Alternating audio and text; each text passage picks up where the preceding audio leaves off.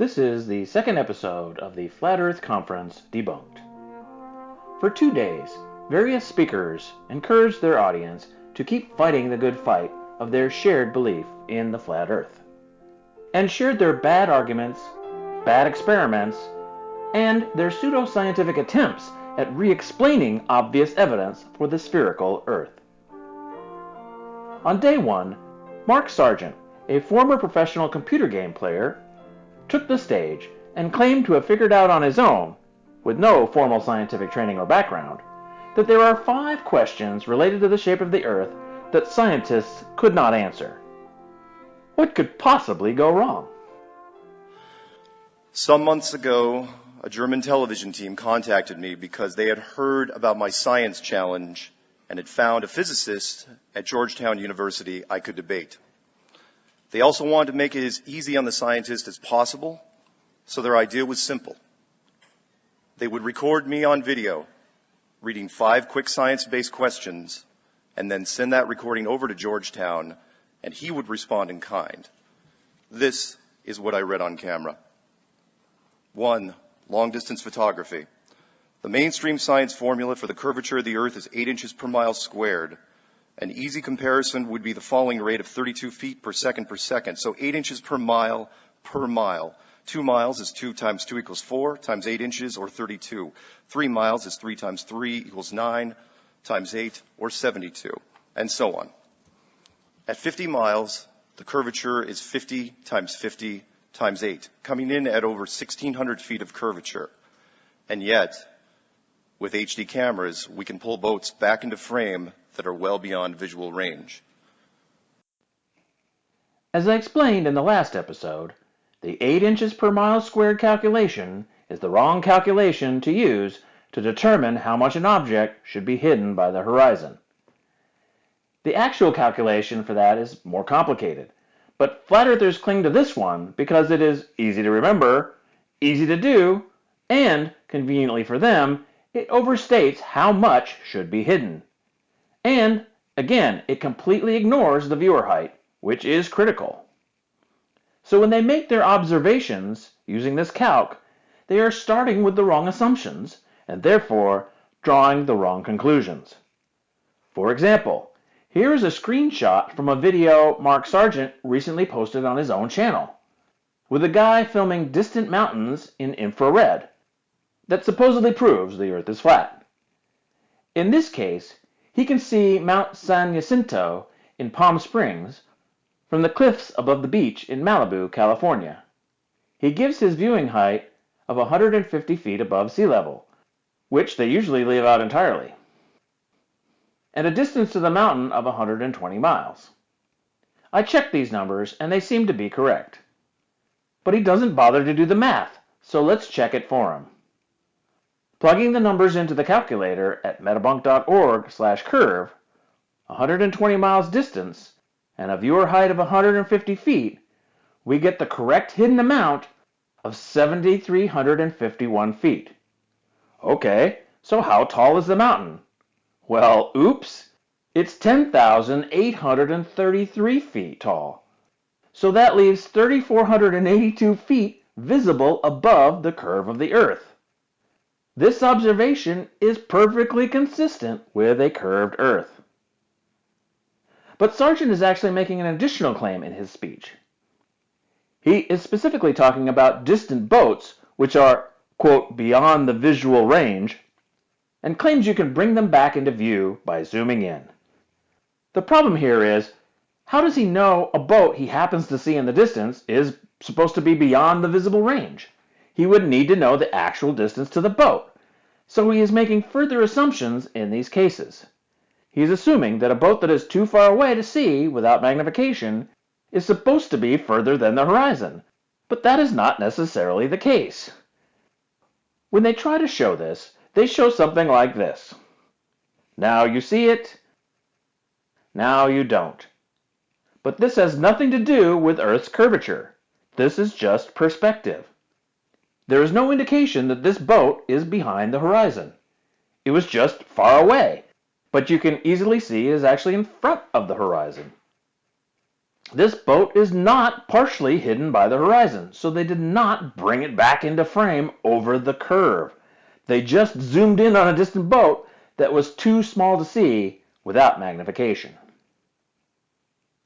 If there really were no curvature, then they could zoom in on ships that look like this one, that clearly is behind the horizon, and then see it like this one, that is in front of the horizon. But they never show that because it does not and cannot happen. This is clearly caused by the curvature of the Earth, not by perspective. So, to the flat earthers that are watching, please provide video of a boat coming back into view from behind the curve, in which it was partially hidden at the bottom, and then is now brought back into full view to the waterline with a zoom. Or stop making this ridiculous claim. And while you're at it, do it with the sun. All right. Stop right there, and I'll bring back the sun. If it can work for boats, you should be able to zoom in on the sun or the moon after they set and bring them back into view. But of course, that never happens either, because the Earth is curved. Not only does the new technology clearly show that it's not a mirage, but the same objects can be viewed in infrared and can be targeted ship to ship by beam radar. Can science explain this? They had no answer. Yes, only in certain circumstances do superior mirages come into play. In the San Jacinto case, for example, I showed how it works without any refraction at all. And even if there is refraction, infrared light is still light, and it still refracts. Use of infrared in this case just allowed the photographer to cut through the atmosphere better and see the distant mountains better than he could using visible light. And radar waves are high-frequency radio waves, and it is well known that radar waves can bounce off the ionosphere, giving them a much farther range than line of sight can, reaching far beyond the horizon. So yes, science can explain all of this. Number 2, vacuum versus gravity. The force of a vacuum is measured in units of torr, T-O-R-R. Even a low-level vacuum can overcome gravity here on the surface. In building molecule-free chambers for the manufacturing of electronics, a series of massive pumps are needed to create a 99% vacuum. That's -9 torr. And for the remaining 1%, horsepower isn't enough. It can only be achieved by a chemical leaching process. That being said, how is the -10 torr vacuum force of space not ripping off the atmosphere of this world? Okay, so here is another huge misconception. Vacuums don't really suck. You have only experienced vacuums inside Earth's atmosphere. When a vacuum is opened here on Earth, it is the pressure of the atmosphere that forces the air in to fill the void. We call it sucking because that is what it seems like, but it is really pushing. The pressure of the atmosphere is caused by gravity. It is just the weight of the air above pushing down on the air below. As you go higher, there is less and less air above, so the pressure gets less and less, until there just is no more air. There is no reason that the emptiness of space would suck this air away. It is just held to the Earth by gravity. And by the way, there is no such thing as negative torr. A perfect vacuum would be 0 torr. The vacuum of interstellar space is not a perfect vacuum, but very close to 0 torr. This is what happens when you don't know science. If you are going to try to debunk science, at least try to understand it. What is gravity? Oh, we're going to do both. Sorry about that. And remember that there are gases that already defy it, like helium, hydrogen, and fluorocarbons. Really? He doesn't know what gravity is?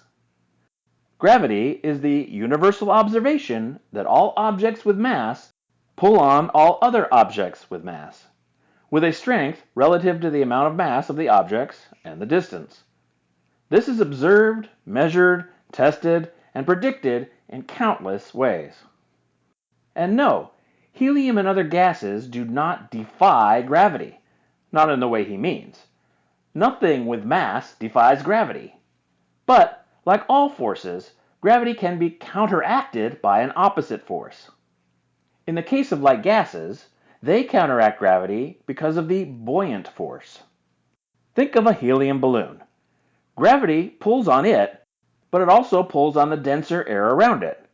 But since the air around it is more dense, that is, there is more matter in the same amount of space, then gravity pulls a little bit stronger on the air around the balloon. So this forces the balloon up, as the denser air squeezes down around it, like squeezing a toothpaste tube.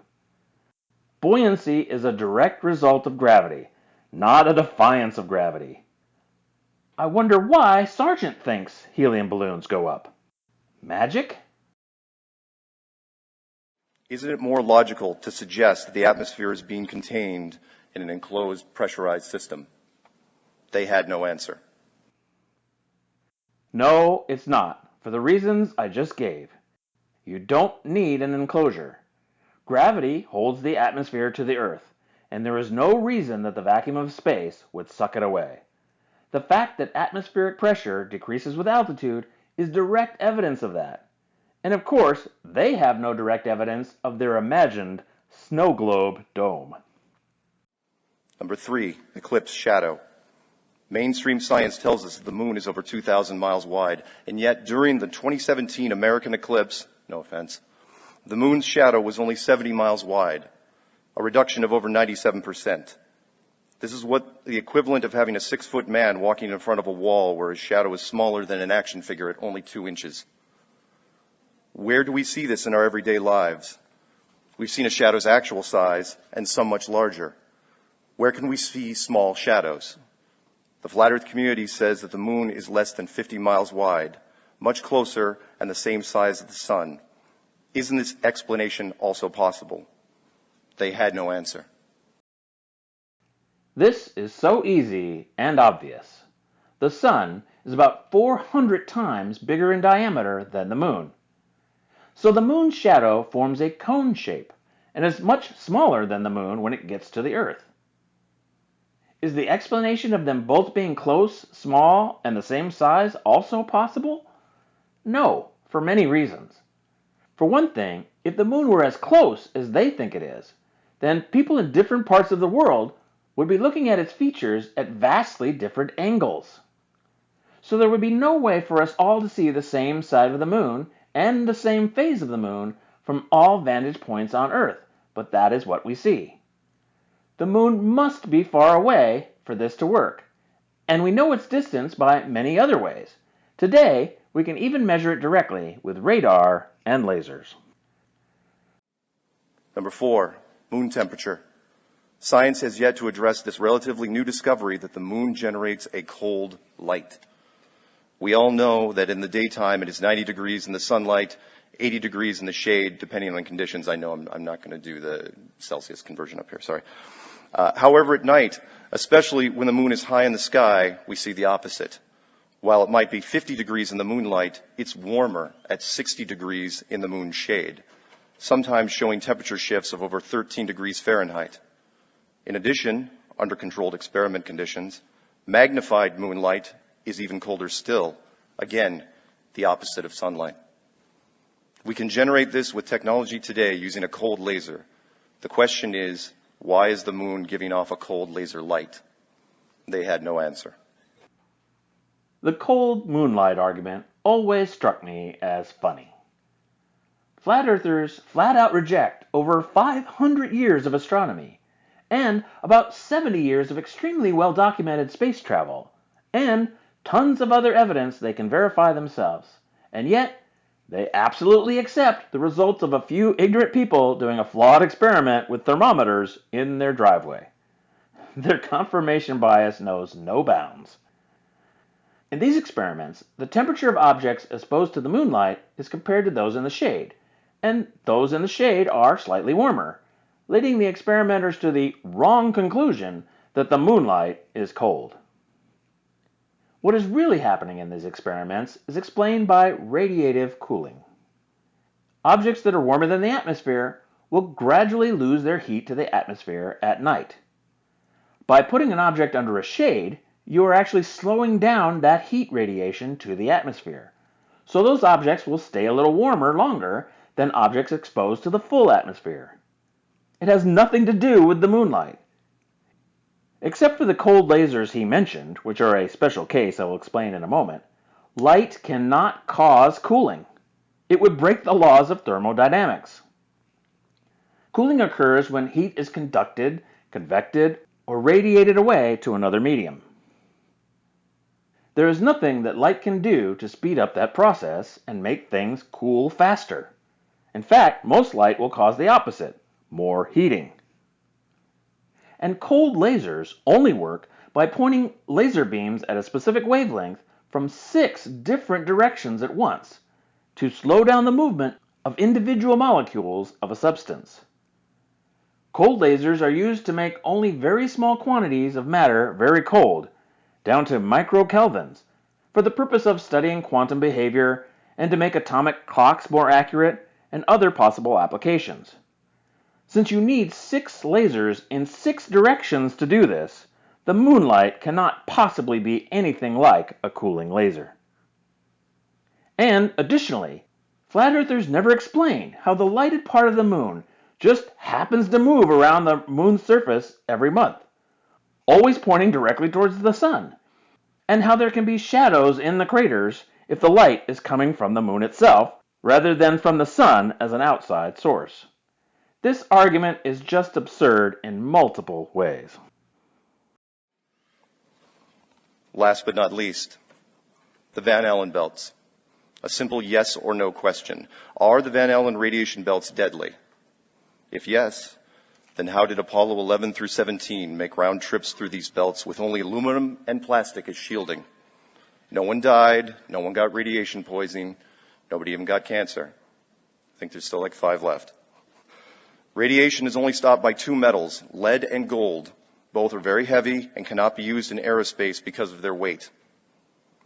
If the answer is no, the belts are not deadly, then explain the video currently on the NASA.gov website called Orion Trial by Fire, in which NASA clearly states that the belts are so dangerous they will not be testing manned capsules because they are unable to solve the radiation problem. Keep in mind, this is not an old video. It was created at the end of 2014. Well, yes and no. The Van Allen belts could be deadly, but there are things that they can do to protect the astronauts and the equipment. In the case of the Apollo missions, they did use shielding, and they chose a path to avoid the strongest part of the radiation belts, and they traveled through the radiation very quickly to minimize exposure. They knew it was a risk, but one they were willing to take. Sargent is not correct that only lead and gold can protect against radiation. That is only true of X-rays. But the Van Allen belts are not X-rays. They are charged particles called ionizing radiation, for which aluminum, other light metals, and even the epoxy resin heat shield provided significant shielding. Despite these efforts, unfortunately, recent studies on the 24 astronauts that went to the moon do show that they have had increased incidence of cardiovascular diseases, which was possibly caused by the radiation exposure, not just from the Van Allen belts, but also from galactic cosmic rays and solar radiation beyond the belts. As you would expect, NASA wants to improve the protection of the astronauts in the new Orion spacecraft. And it makes perfect sense that they would test the craft with sensors before sending up humans. They certainly did not say anything like they are unable to solve the radiation problem, as Sargent claims. Let's hear what they actually said about it in that video he misquotes. Shielding will be put to the test as the vehicle cuts through the waves of radiation. Sensors aboard will record radiation levels for scientists to study. We must solve these challenges before we send people through this region of space. It says a lot about the strength of your arguments when you have to mischaracterize your opposition so dishonestly. The strange thing about the flat earthers arguing about the Van Allen belts is that it was a NASA-associated scientist, James Van Allen, who first discovered them and warned of their danger. Why would they do that if the whole enterprise of going to space is a hoax, as flat earthers claim? Their argument just doesn't make any sense in light of what they believe. And as usual, Sargent got many of the facts involved completely wrong. I don't know if Sargent's story about the Georgetown scientist is true, but it is interesting that he doesn't name the scientist. I am not a professional scientist, but I was able to answer all of these questions with just a fundamental knowledge of science and a bit of research, which apparently Sargent doesn't do. He prefers to pretend he has discovered problems with the heliocentric globe model that science cannot answer. The most frustrating thing is that these flat earthers have been given answers to all their questions many times by knowledgeable people, and yet somehow their belief system seems to be immune to the facts. It is perfectly good to ask questions. That is what science is all about. But it is not okay to ignore the reasoned, tested, scientific answers. Thanks for watching. There's a lot more of this conference to debunk, so stay tuned. And if you like this video, please like, share, and subscribe.